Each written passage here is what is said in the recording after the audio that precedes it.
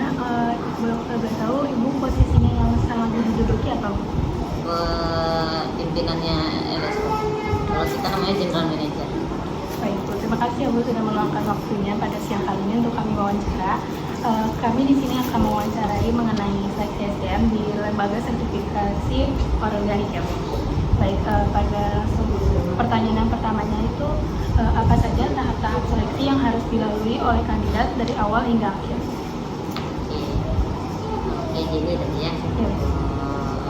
Oke, kalau kita kan lembaga sertifikasi organik Sumatera Barat, kita lembaga yang berada di bawah pemerintahan Provinsi Sumatera Barat. Jadi kan personil di kita itu kan ada yang statusnya memang pegawai dinas tetap, ya, ada juga yang memang merangkap tugas di instansi lain. Ada juga yang dari Unan ada kan. Nah, kalau untuk tahap-tahap seleksi sendiri bervariasi sebetulnya. Kalau kita karena di bawah dinas, jadi otomatis yang kalau memang personilnya itu pegawai dinas, otomatis seleksinya dulunya dari dinas. Nah, cuman untuk penempatan di LSO, sebenarnya pertama kita lihat latar belakang pendidikan itu perlu, karena di kita kan juga ada panduannya yang latar belakang pendidikan. Nah, mungkin di struktur kita tuh kan ada salah satu itu yang paling berperan, bukan paling berperan sebetulnya, semuanya berperan sebetulnya, cuman kita punya kriteria. Salah satu itu kan inspektor organik atau auditor organik. Nah, itu kita pertama lihat latar belakang pendidikannya, karena ini terkait teknis pertanian, tentu yang punya latar belakang minimal tuh S1, dia sarjana pertanian KAS, sarjana kimia, sarjana biologi, atau sarjana peternakan. Nah, itu yang memang akan menunjang nanti di sini. Nah, tahapnya itu bisa langsung mereka kita ikutkan pelatihan. Nah, setelah itu nanti kita evaluasi kira-kira selama pelatihan mereka gimana hasilnya, kemudian kita bawa ke lapangan untuk melihat sejauh mana tingkat pemahamannya di meja, istilahnya di atas kertas sampai nanti di lapangan. Nah, nanti setelah evaluasi, nah baru kita tetapkan apakah calon ini personil atau inspektor itu bisa kita tetapkan di sini atau tidak. Tapi ada juga yang memang kalau untuk yang bukan pegawai dinas, kita kan contoh ada komite sertifikasi, itu salah satu personil itu kan beliau-beliaunya memang punya pemahaman yang luas tentang pertanian organik. Itu kita lihat ya, itu kembali lagi ke latar belakang pendidikannya, pengalamannya. Nah, itu biasanya kita bisa langsung merekrut dengan tetap mengacu kepada persyaratan yang tarafnya sih seperti itu biasanya. Jadi kita evaluasi dulu, kita lihat nih CV-nya nih, latar belakang pendidikannya, pengalamannya, kemudian kita adakan pelatihan, baru kita nanti evaluasi untuk kita tetapkan sebagai personil. Pertanyaan selanjutnya, kriteria utama apa yang digunakan dalam menilai kandidat untuk posisi auditor organik? Nah, itu tadi yang Ibu sampaikan di awal tadi kan, kalau untuk auditor organik yang pasti kita sesuai acuan kita itu yang pertama, jadi dia ada 3 kriteria untuk jadi yang kita lihat pertama itu kan latar belakang pendidikan. Dia boleh SMA, boleh sebenarnya S1. Kalau S1 itu S1 istilahnya yang memang latar belakangnya teknis, mungkin sarjana pertanian, sarjana peternakan, biologi, kimia, perikanan gitu kan. Nah, yang memang teknis lah sifatnya gitu. Nah, kalau mereka istilahnya pendidikannya sudah mencukupi, mereka ditambah lagi ditunya dengan pelatihan-pelatihan terkait pertanian organik atau mungkin pelatihan terkait inspektor organik. Nah, itu bisa kita rekrut sebagai auditor organik atau inspektor organik, tapi statusnya in training dulu, istilahnya kan dalam masa percobaan. Nah, untuk naik level dari in training ke inspektor, nah itu ada istilahnya ada persyaratan lagi. Contohnya kita menetapkan itu mereka in training setidaknya 2 kali sebagai in training, itu mereka sudah bisa naik level menjadi inspektor. Nah, itu tentu penilaian untuk naik level itu tidak hanya di mereka punya kemampuan di lapangan saja, tidak. Nah, tentunya mereka harus punya kemampuan pemahaman dasar. Kalau di sini seorang inspektor itu pertama harus memahami dulu tentang standar organik. Nah, bukan hanya sekedar tentang budidaya, tentang pertanian organik. Nah, juga itu mereka harus paham, baru nanti kita melakukan evaluasi. Nah, kemudian Kemudian kalau misalnya nih ada juga mungkin yang latar belakang pendidikannya atau sarjananya tidak di luar yang itu tadi ya, di luar yang teknis pertanian atau yang peternakan atau mungkin SMA. Nah, boleh mereka menjadi auditor organik, tapi mungkin harus punya dulu pengalaman. Itu ada di aturannya kita ya, itu ada mereka setidaknya harus punya pengalaman 4 tahun di bidang pertanian organik untuk bisa masuk sebagai auditor atau inspektor organik. Kira seperti itu untuk kriteria utama sebagai auditor organik. Baik Bu, selanjutnya apa syarat dan kualifikasi utama yang harus dipenuhi oleh calon auditor atau inspektor organik?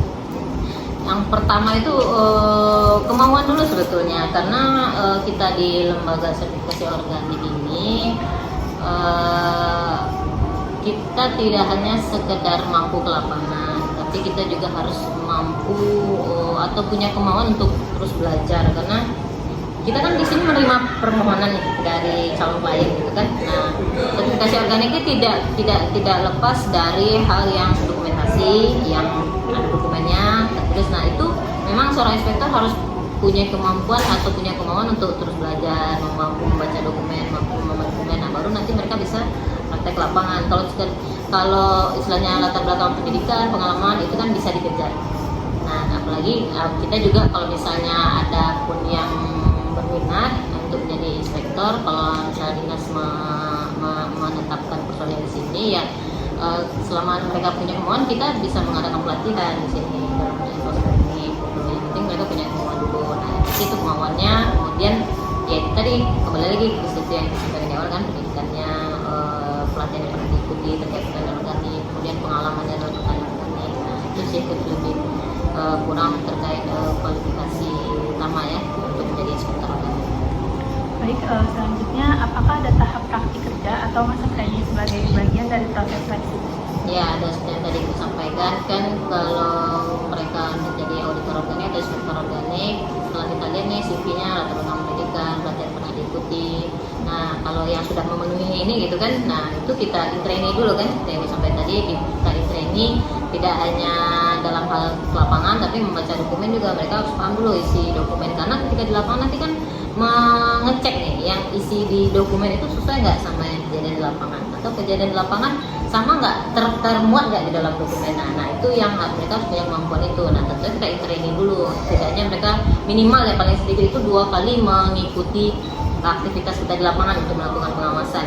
Nah baru mereka nanti bisa naik level ke inspektor, tentunya dievaluasi lagi oleh di manajemen di sini kan. Nah apakah betul mereka sudah, ya ada juga kadang orang kan ke lapangan sudah di lapangan tapi mungkin pemahamannya belum sepenuhnya. Nah itu nanti kategori 2 kali itu kan minimal. Nah mungkin itu kembali lagi ke evaluasi kita di sini. Yang selanjutnya yang nomor 5 itu sejauh mana latar belakang pendidikan berperan dalam proses seleksi SDM di lembaga ini?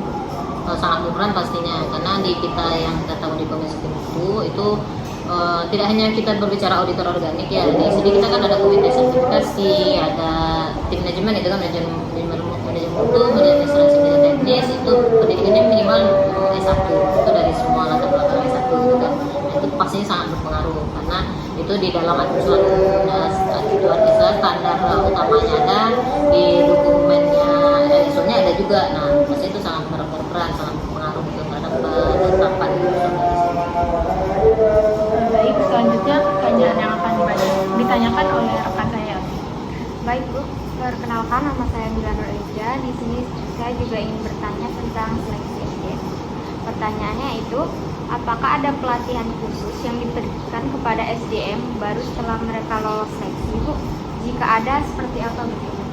Pastinya harus ada, karena kita lembaga akreditasi, itu salah satu syarat utama sebetulnya. SDM ini adalah faktor utama dari sebuah lembaga sertifikasi. Jadi kewajiban LSO sebetulnya setiap tahun, jangankan yang baru ya, yang lama pun tetap harus di-upgrade ilmunya, terutama apalagi kalau yang baru. Jadi setiap tahun kita tuh ada pelatihan untuk personil, sama kalau ada yang baru. Jadi kita sesuaikan pelatihannya, kita kan ada mengacu, lembaga kita mengacu kepada standar SNI ISO 14005, itu tentang aturan lembaga. Nah itu didapatkan oleh seluruh personil yang berada di sini, terutama yang di manajemen. Nah itu kita adakan pelatihan. Kalaupun istilahnya kita tidak bisa mendatangkan narasumber yang kompeten gitu ya, yang dari luar yang memang punya kemampuan khusus di tentang materi itu.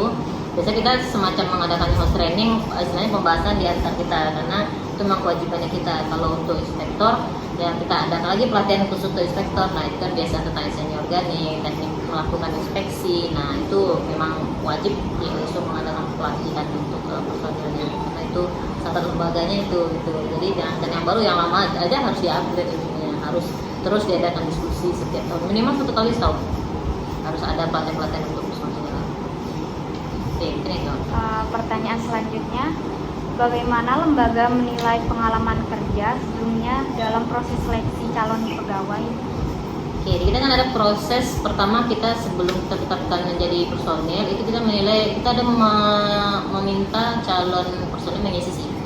Nah di CV itu kan kita bisa melihat pelatihan yang pernah diikuti, dia punya pengalaman kerja di mana, pendidikannya, bagaimana latar belakang pendidikannya. Nah itu kita menilai dari CV-nya itu tadi.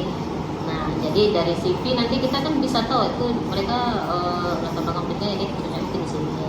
Mungkin pengalamannya tentang teknis pertanian organik belum terlalu, itu mungkin bisa nanti kita tingkatkan. Kalaupun mereka masih nol, mungkin kita bisa, mereka mungkin bisa aja mereka punya kemampuan. Ada juga kadang tipe orang yang dia punya pengalaman sebetulnya, nah tapi mungkin itu secara yang informal ya, secara formal mungkin tidak punya. Nah itu kan bisa di CV juga mereka lampirkan. Nah bisa mereka lampirkan, itu bisa jadi salah satu penilaian kita untuk penetapan dia bagusnya di mana nih, di kelompok yang mana ya, apakah sebagai di tim manajemen kah atau di inspektor kah. Nah itu nanti kita tetapkan melalui CV yang kita menilai tadi. Pertanyaan selanjutnya, apakah sertifikasi atau lisensi tertentu diperlukan untuk bisa bekerja sebagai auditor organik di lembaga ini?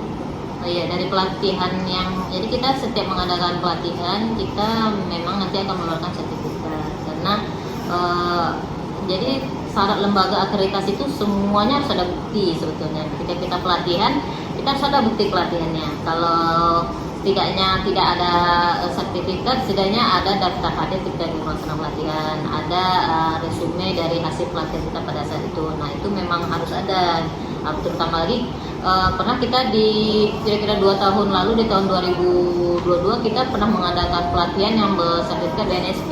Nah itu diakui nasional kan.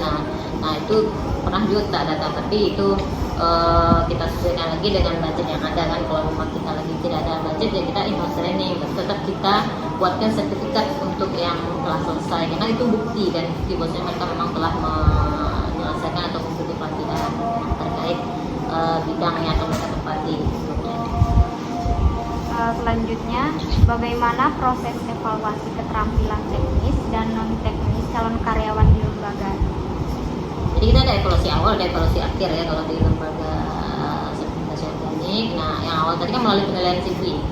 Nah kemudian nanti kita setelah kita nilai CV-nya, kita tetapkan nih cocoknya mungkin di bagian ini gitu kan. Nah nanti contoh sebagai inspektor organik atau auditor organik, setelah kita tempatkan mereka ya kita ajak ke lapangan, karena inspektor tidak mungkin hanya di belakang meja. Inspektor itu harus mempunyai kemampuan mengevaluasi di lapangan, melihat secara keseluruhan terhadap penerapan standar. Nah itu kita evaluasi di penyaksian langsung.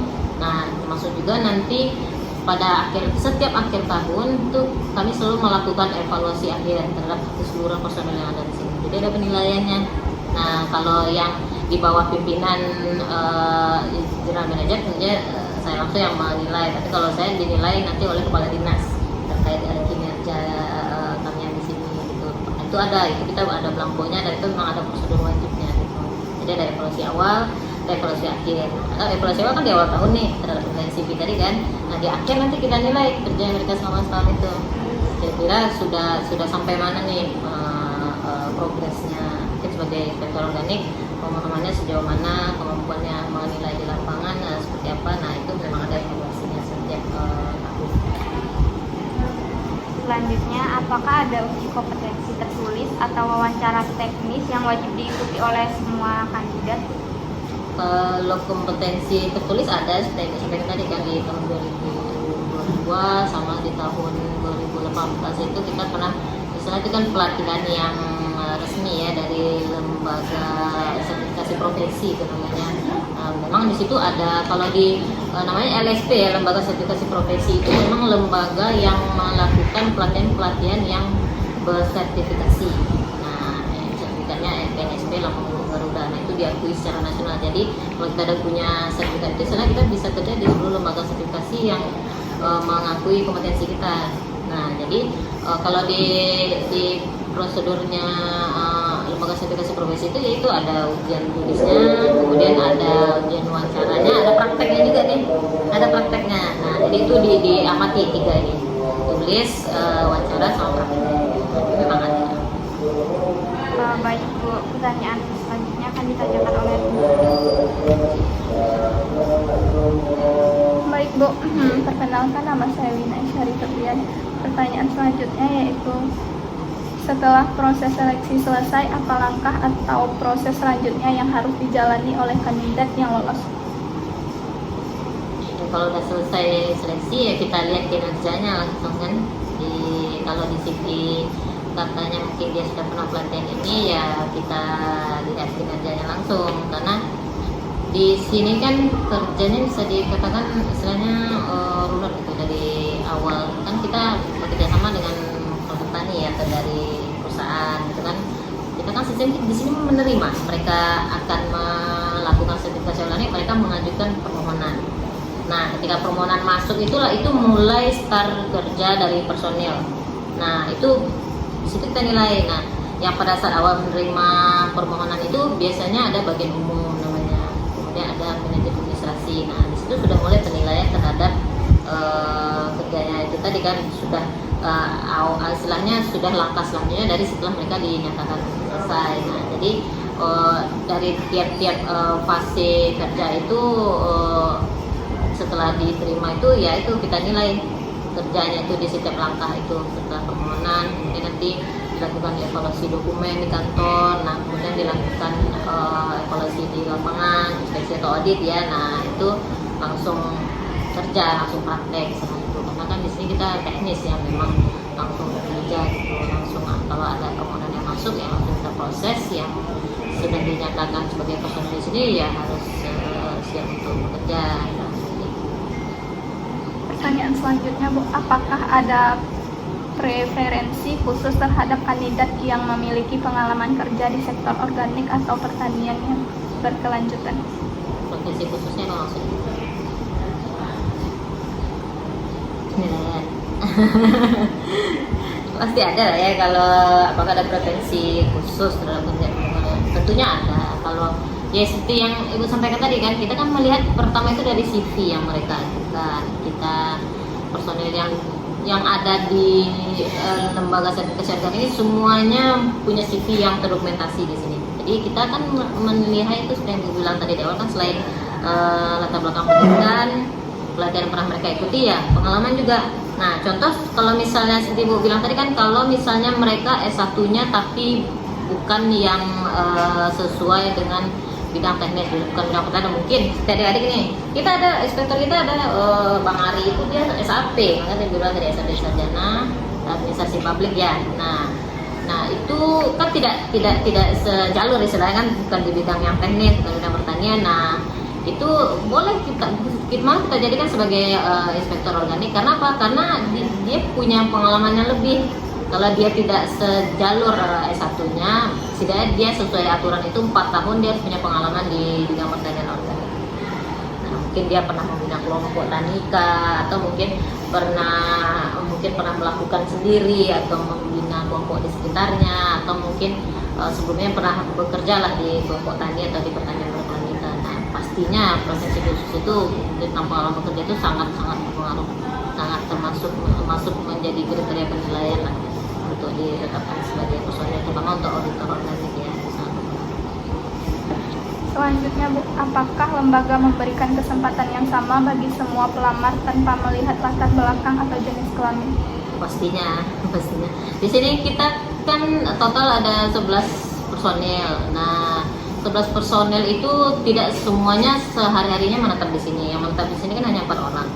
Yang selebihnya kan rangkap. Nah, di sini boleh seperti itu selama istilahnya apa ya, keterpenuhan mereka terhadap kompetensi yang kita minta itu sesuai gitu. Nah itu boleh kita memberikan kesempatan sebanyak, cuman kembali lagi kita karena karena kita berada di bawah dinas pemerintahan gitu ya. Nah tetap juga kalau misalnya ada yang ingin istilahnya jadi personel di sini atau bekerja di sini, tetap melalui jalur yang ditetapkan oleh dinas, karena kita kan bukan dinas ya, kita bukan lembaga swasta yang punya aturan. Kita memang punya aturan sini, tapi tetap kita merujuk kepada aturan dinas tentang rekrutmen gitu. Kembali lagi dinas kan dalam merekrut juga ketersediaan informasi yang tersedia dan juga anggaran yang tersedia. Itu kalau untuk yang memberi kesempatan, pastinya memberi kesempatan. Kita sebenarnya pengen kalau bisa di sini personel lebih kan, karena bisa dibilang kalau kerja di sini sangat etnis lah, sangat kultur, orang-orang punya kecakapan di lapangan kultur sebetulnya. Kembali lagi ke dinasnya ya, kadang kan belum waktunya untuk ada rekrutmen, kita tentu belum bisa merekrut, tidak bisa sepenuhnya, tidak sembarangan lah dalam orang sebagai personel, dan tetap perlu ada izin dari dinas selaku pimpinan kita.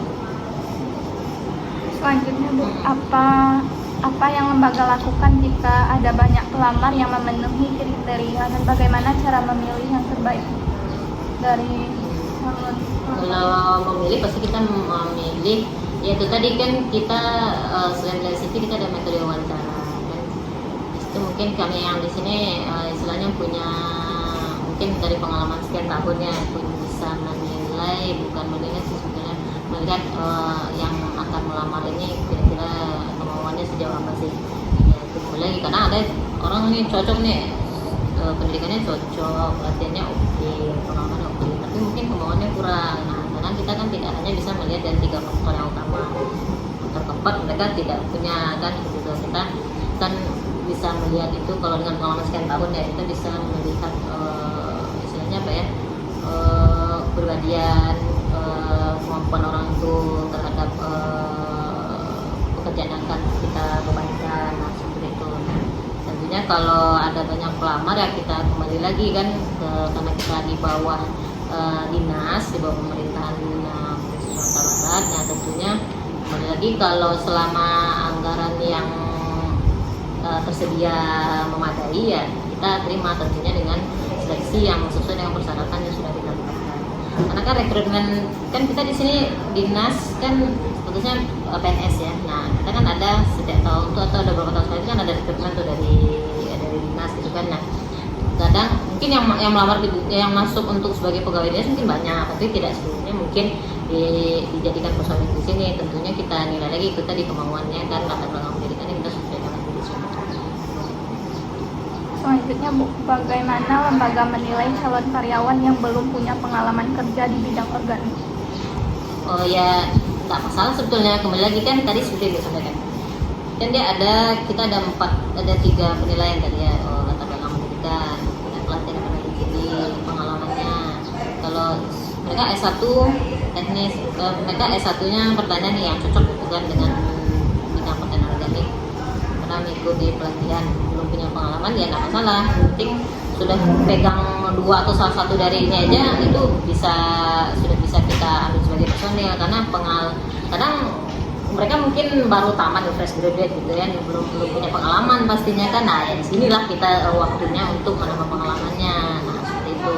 Nah kembali lagi tadi ada kriteria yang mungkin S1 nya atau dia SMA nih tidak sesuai latar belakang pendidikannya dengan yang pertanian. Nah tentunya itu memang di sesuai syarat itu butuh pengalaman yang lebih dibanding yang sarjananya sesuai tadi atau S1 latar belakang pendidikan tadi sesuai. Tidak ada masalah sih sebetulnya kalau mereka belum punya pengalaman ya tidak masalah. Itu mereka punya kemauan dulu kan, punya kemauan mau belajar, mau berupaya untuk memahami kerja di sini ya pengalamannya kita untuk di sini sebetulnya. Terima kasih Bu sudah menyediakan waktunya untuk kami wawancara ini. Saya tutup ya Bu. Wassalamualaikum warahmatullahi wabarakatuh.